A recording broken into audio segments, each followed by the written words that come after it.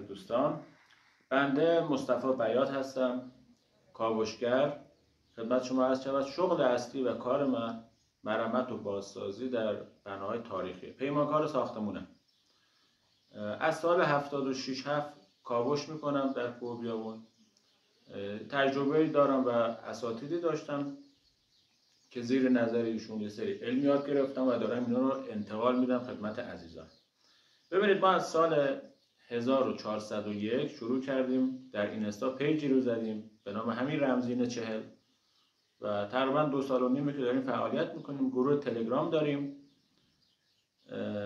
در گروه تلگرام ما گروه تفسیر عکس داریم. یه گروه تفسیر عکس جداگونه برای دوستانی که در گروه آموزش هستن.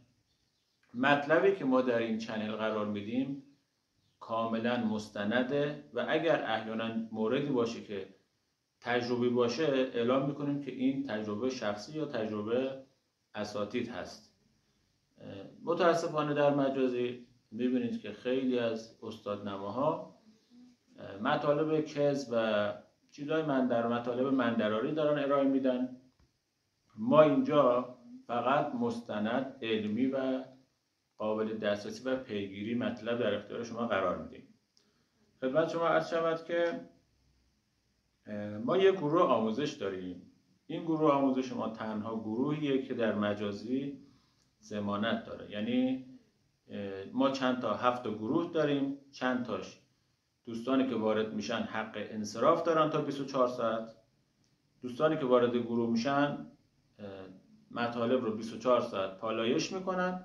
اگر از نظرشون بار علمی نداشت یا اینکه از نظرشون مطلب غلط بود یا تکراری بود میتونن انصراف بدن و هزینه‌شون رو دریافت کنن. اون گروه هایی هم که همچین شرایطی رو نداره ما چند تا جلسه نمونه رایگان در اختیارشون قرار میدیم که بتونن متوجه باشن که مطلب و محتوا به چه صورت هست. در کنار بنده آقا رضا مدیر گروه هست که داره با ما همکاری میکنه و ادمین گروه و چند تا فن پیج. امروز 4 اسفند و امروز هوای تهران سرد. ما داریم از زیر کرسی این استارت رو میذاریم در این چنل.